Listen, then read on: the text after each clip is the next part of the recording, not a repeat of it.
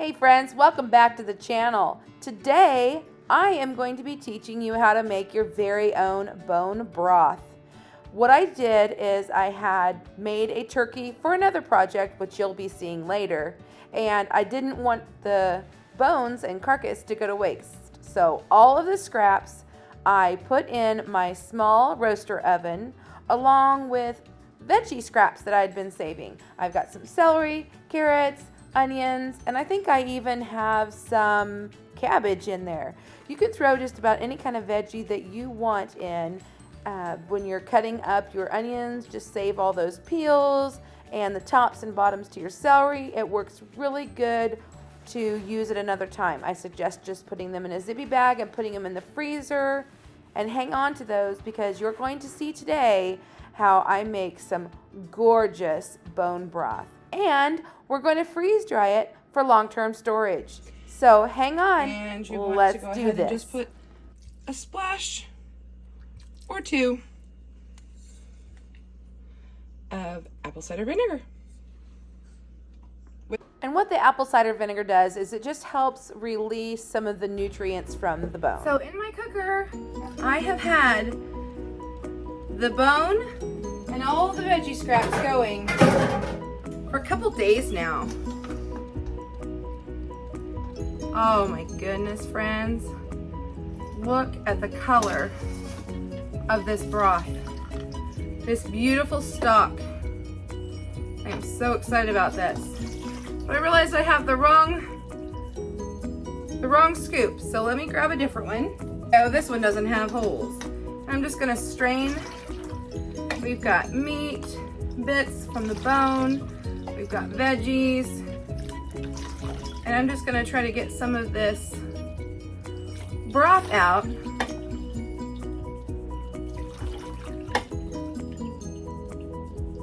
So that we can preserve it. And I tell you what, all this great stuff here, all these scraps, my chickens are gonna love it.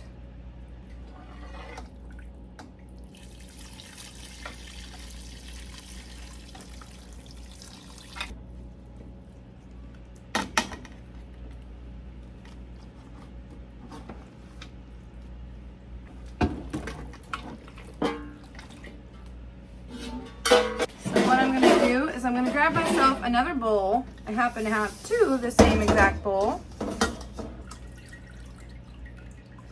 I'm going to move this over here, and I have all this extra draining. But look at that rich, beautiful, delicious bone broth that we made. All from scraps around the kitchen. I made this wonderful broth. We had it straining in here. I'm gonna put about 3.5 to 4 cups, and we're gonna take it over to the freezer, and we're gonna freeze dry it. I'm so excited, guys. First time doing broth. Yay.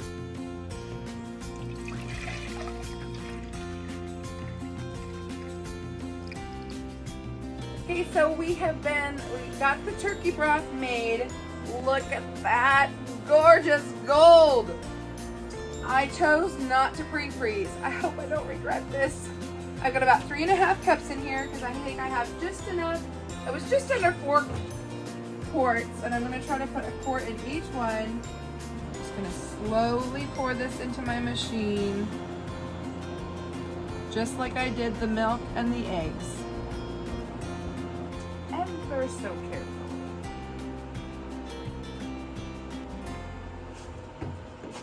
To the next one.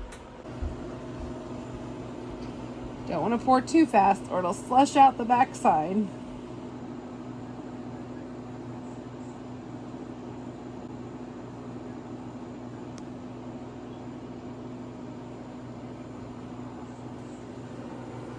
Ooh, zoom in there. Look how close that is in the back. I've got my machine tilted so that it drains. It's a close one. Okay, friends, we're gonna shut the door. We're gonna close the valve. We're gonna push continue. And we're we're gonna hope for the best. Fingers crossed there's no messes. And our broth is ready. I have actually, this has been going for probably about 6 hours in extra dry time.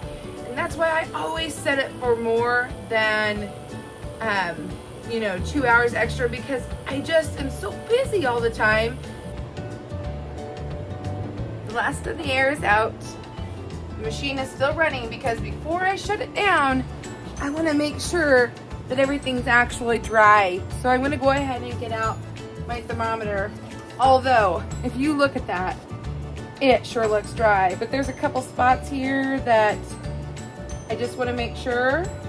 I mean, this did a fantastic job. You guys, I'm so excited. It's my first time doing any sort of bone broth or vegetable stock of any kind. This is a big day for me. We're done. I wanted to bring you in here so you could see the ice buildup on the side of the machine. Nothing really. Oh, there's some on the bottom even. And the sides will make these kind of rings. So now you see what that looks like. And I want to make sure that I defrost that, because it's gonna need a little help to get that out of there. I've got my drain open, my bucket ready, and now all we gotta do is take this to the kitchen and package it up. In the kitchen, and we've got our broth, and I'm so excited about this. Normally I have a much bigger funnel that I like to use, but it's currently in the dishwasher, and I don't want to open the dishwasher, so we're gonna have to talk over that noise today, because I don't want any moisture in the air whatsoever. But I think we can get this in just fine. Oh my. Oh wow, you guys. This is unreal. I'm just gonna kind of put it into chunks that I think will fit down through the funnel.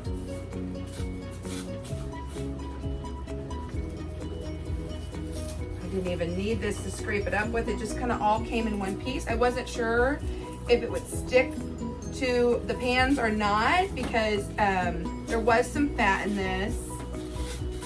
I did leave it in there and not separate it first, because I plan to use this right away, because I want to know what it's like before I go to putting stuff up for longer term storage.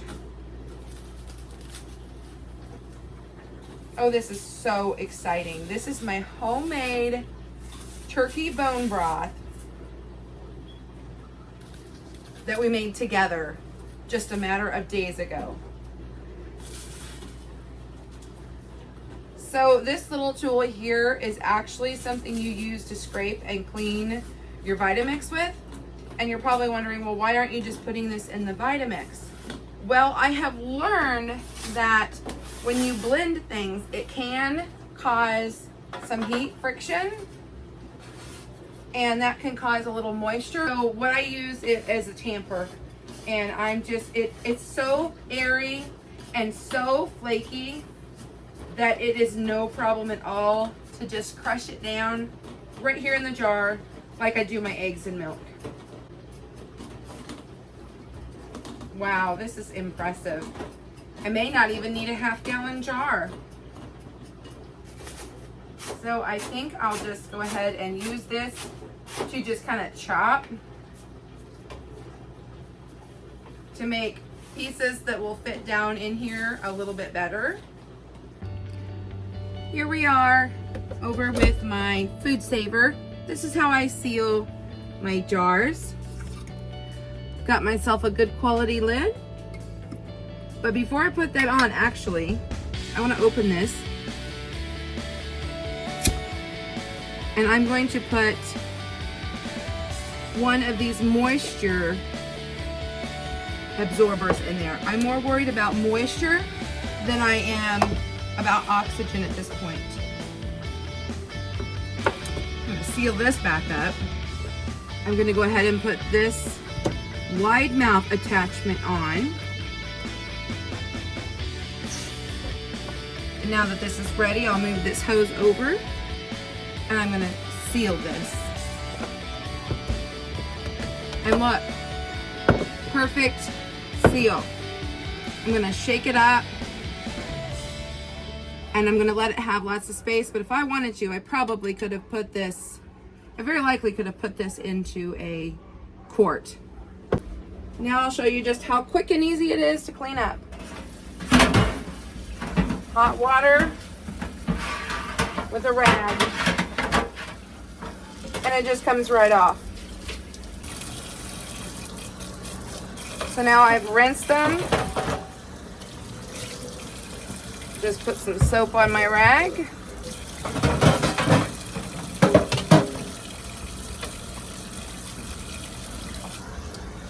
And cleanup is this easy.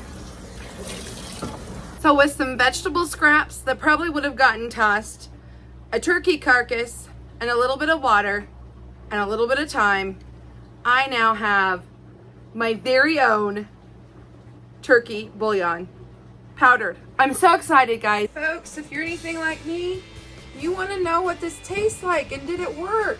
I'm gonna open this up. Woo, look at that nice seal. And I'm gonna do a 4-to-1. I'm going to do probably about a half a cup, which is 8 tablespoons. That means I need 2 tablespoons of the dry concentrate.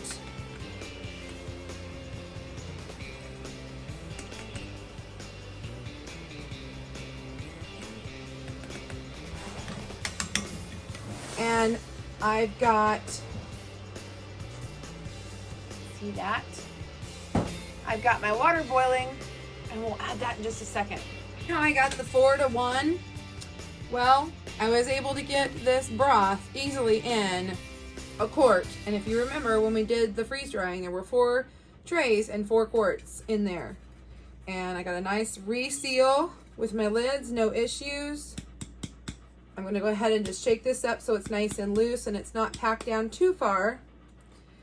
And this is a lot better for storage than a jar like this. Our water is ready. And I'm using boiling water. Oh, wow. This was instant. Give it a smell test. It smells just like when I made it. Now, I didn't add any salt to this at all. I figured that's something you could add later. Can you see that golden color? Oh, let's give it a taste test.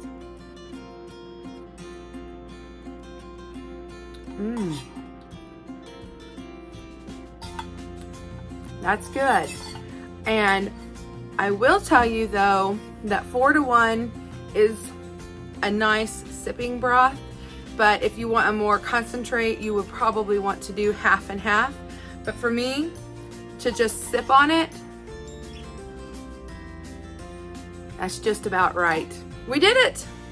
Start to finish. I showed you how to make turkey bone broth from the carcass to the powder and reconstituted.